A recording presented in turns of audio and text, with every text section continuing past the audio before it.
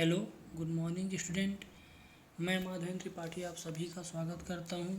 आशा करता हूं आप सभी बहुत अच्छे होंगे। जैसा कि आपको पता है कि कोरोना वायरस के कारण हम सभी को वीडियो लेक्चर्स प्रोवाइड करने का निर्देश जारी हुआ है।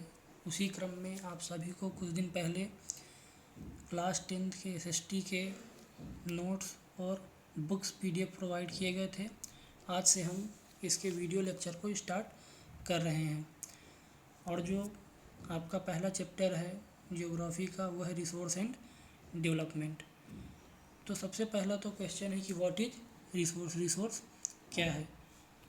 तो everything available in our environment which can be use to satisfied our needs is called a resource. तो वह सभी चीज़ें जो हमारी ज़रूरतों को पूरा करने के लिए पर्यावरण के द्वारा, इन्वायरमेंट के द्वारा हमको प्रोवाइड की गई हैं, वही सब क्या है?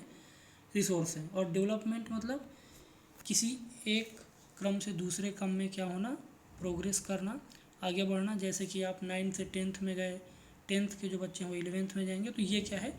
डेवलपमेंट है। कंटिन्यूसली अपने आप को क्या करना, विकसित करना, आगे बढ़ाना।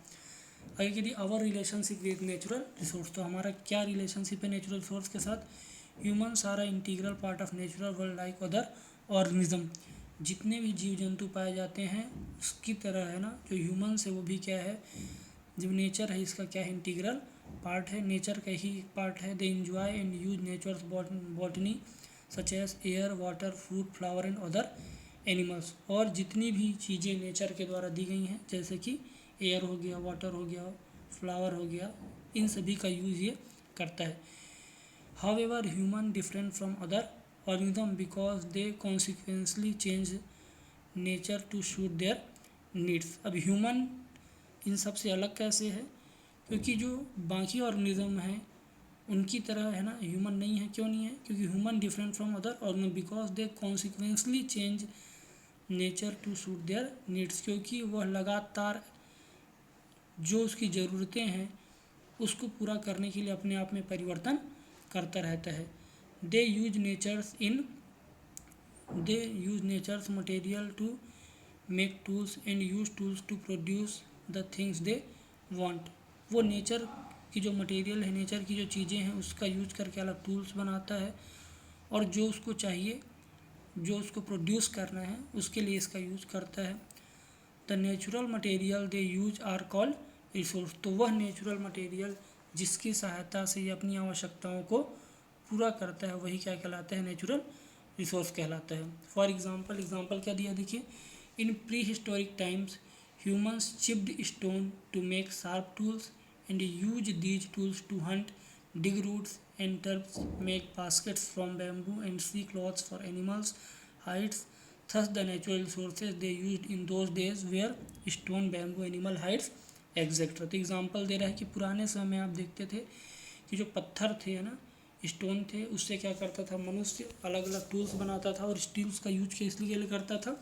जो भी बड़े बड़े पेड़ पौधे उनको काटने के लिए, बैम्बू से बास्केट बनाने के लिए, एनिमल्स को है ना मारने के लिए और उनकी खालों का यूज़ करने के लिए। तो इन सब का यूज़ जो है वो प्री हिस्टोरिक टाइम में या प्राचीन काल में जो मनुष्य था वो करता था। Humans expand the range of their productive activity over the years. लेकिन जो मनुष्य है वो एक परिवर्तनशील प्राणी है, लगातार अपनी ज़रूरतों के हिसाब से अपने आप को परिवर्तित करता है ना।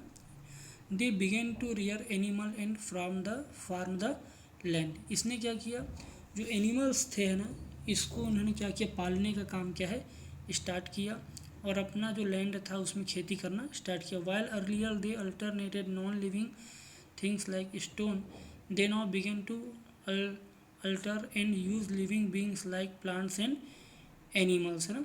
तो इन्होंने क्या किया है ना, तो नॉन है ना, पहले क्या करते थे, स्टोन की सहायता से वर्क करते थे, लेकिन इन्होंने क्या किया, अल्टरनेट के तौर पर प्लांट्स और एनिमल्स को रखने लगे। They use their tools to clear the forest and level the land. तो जो टूल्स थे उसकी सहायता से या जो स्टोन की सहायता से शार्प इन्होंने औजार बनाए थे उसकी सहायता से फॉरेस्ट को क्लियर करते थे और लैंड को लेवल करते थे।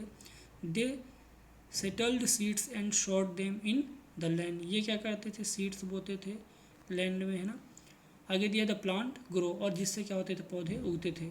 Flowered and bore fruits which were food grains, humans harvest the crops and build houses to store the grains, their houses grow into a settlement. और इन है ना पौधों की सहायता से वो क्या करते थे ना, फूड ग्रेन्स उत्पन्न करते थे और उसको काटने का काम करते थे और स्टोर करने के लिए क्या कर रहे थे, अलग अलग हाउसेस क्या है कन्वर्ट कर रहे थे। और इससे क्या हुआ, इन्होंने सेटलमेंट क्या है स्टार्ट किया है ना।